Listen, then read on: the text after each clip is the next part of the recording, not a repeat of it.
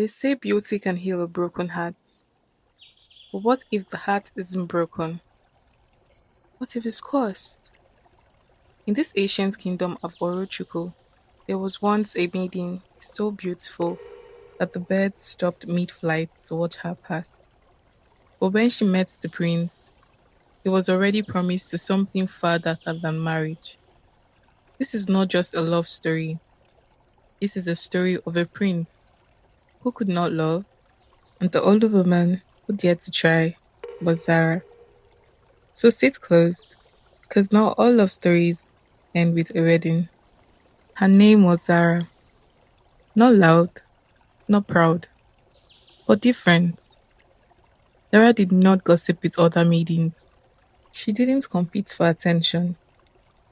She spent her time alone by the cliffs outside the village, speaking to the wind as if it answered her. Some called her strange, but elders called her gifted. With a smooth, polished light skin, her eyes deep like the midnight waters, long braided hair decorated with cowries. But there was something else about her. Animals trusted her. Children stopped crying in her arms, and the wind always shifted when she sang. On the other hand, Prince Deberici was feared more than admired. He was tall, striking, and powerful, but cold. No maiden had ever held interest for more than a moment. Why? Because when he was born, the prophecy was whispered: this child will never love, and if he tries, the one he loves will die. So, since that day, his mother, the queen, made sure he never formed attachments. He was trained to rule and not to feel. And then he obeyed until the hunting day he met Zara. Prince Deberici's horse panicked near the cliffs. He nearly fell, but Zara caught the horse's bridle mid-fall. She didn't bow, she didn't tremble. She simply said, your ride is too fast for a man who carries storms inside him. And the prince froze. No one has ever spoken to me like that. You do not fear me, he asked, and she smiled gently. You are not the storm. You are the silence before it. Something unfamiliar stirred in his chest. Not desire, not yet, but recognition. After that day, Prince Deberici began dreaming. Every night, he saw Zara standing in a white mist, reaching for him, and every time he tried to touch her, she turned into ash. He woke up in cold sweat. The prophecy echoed in his mind. He avoided her. But fate has a cruel sense of humor. The king announced a royal selection festival. All maidens are invited, he said, including Zara. During the festival, an old blind priestess grabbed Zara's wrist. She whispered, you're the one the curse has been waiting for.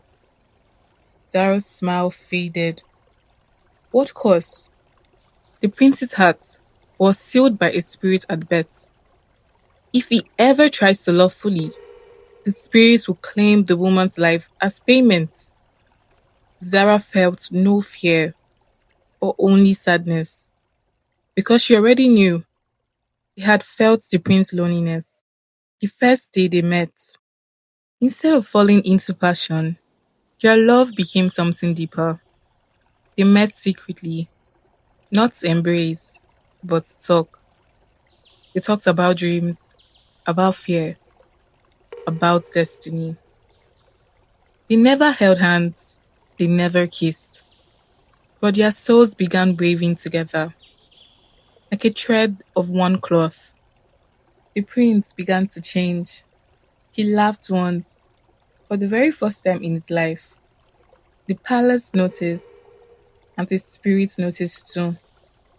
That night, he finally confessed, I think I love you, Zara. Suddenly, the sky turned black. Lightning struck a tree near the cliffs. Immediately, Zara collapsed.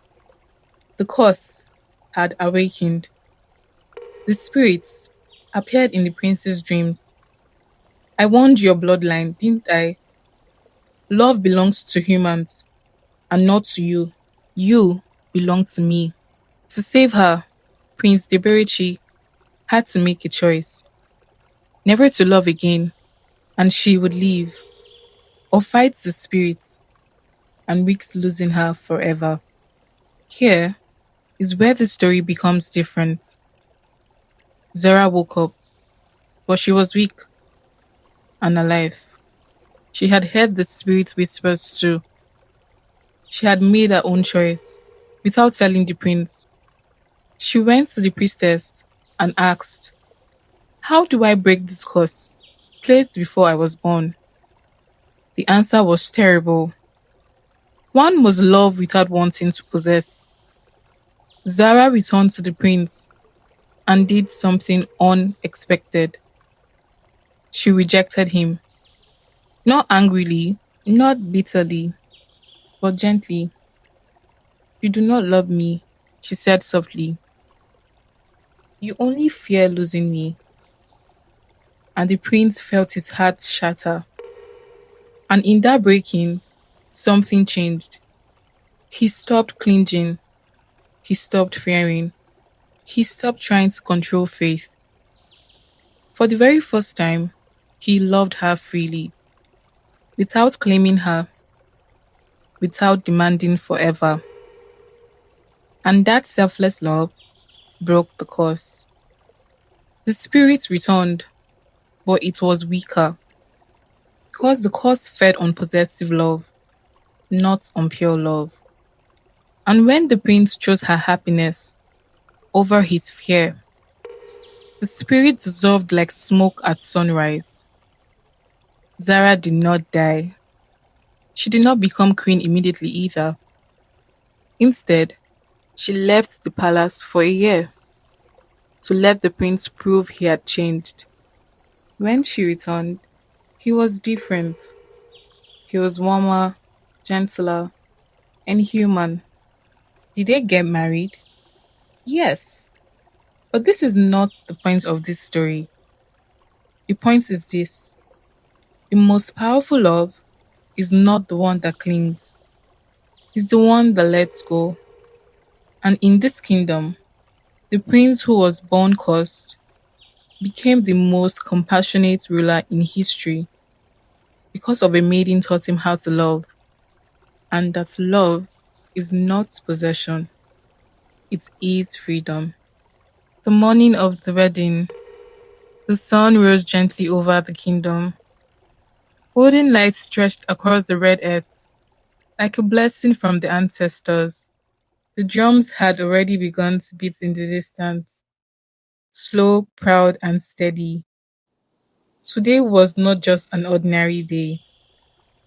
Today, the prince would marry the maiden who changed his destiny. Women moved in groups through the palace courtyard, spreading fresh palm fronds on the ground. Young maidens carried clay pots filled with scented water and flower petals. The air smelled of roasted yam, spices, and celebration. Villagers gathered early, dressed in their finest wrappers and coral beads. Children ran excitedly, whispering, "The prince is marrying the maiden of the wind." Inside a quiet chamber of the palace, Zara sat calmly on a woven mat. Her long braided hair had already been carefully adorned with fresh cowries and tiny golden beads. Layers of coral rested around her neck. Her wrapper was deep royal red and wrapped around her gracefully. But her beauty that day was not in her clothing, it was in her peace. Her mother adjusted the edge of her wrapper gently. "Are you afraid?" she asked. Zara smiled. "No, I'm not. I'm ready." In the grand palace courtyard, Prince Derebichi stood tall before the elders. He wore royal white cloth wrapped around his shoulders, deep red wrapper tied at his waist, coral beads circling his neck and wrist. His once cold eyes were now warm with certainty. The king stood beside him. The queen mother watched carefully from her seat of honor. Drummers lined the courtyard walls. Warriors stood proudly in ceremonial formation. The entire kingdom had gathered, but the prince saw no one else. He was just waiting for her. An elder stepped forward, holding a carved wooden bowl. Inside it were kola nuts. The elder spoke loudly. Marriage is not only the joining of two hearts, but the joining of two families, two spirits, and two destinies. The kola nut was broken and shared between them. The prince took a sip of palm wine and handed the cup over to Zara.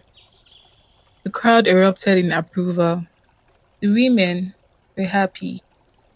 The drums thundered, and warriors raised their spears into the sky. There were no written vows, but only spoken truth. The prince stood closer to Zara. In the days when I was guarded and distant, you sought the man inside the crowd. Today, I stand before you, not as a ruler, but as yours. Zara lifted her chin gently. In the days when your heart was heavy with storms, I saw the lights that waited to rise. Today, I choose you, and not your throne. The elders nodded in approval. The queen mother's eyes softened. Later that night, away from the crowd, Zara and Deberechi stood outside. He took her hand, not as a prince, not as a ruler, but as a husband. And for the very first time in generations, the palace felt lighter. The wind moved gently around them, as if even the spirits were satisfied. And so, in the kingdom of Orochukwu, the prince who once feared love married the maiden who taught him how to feel, not because fate forced it, but because they chose each other. And that choice was their true crown.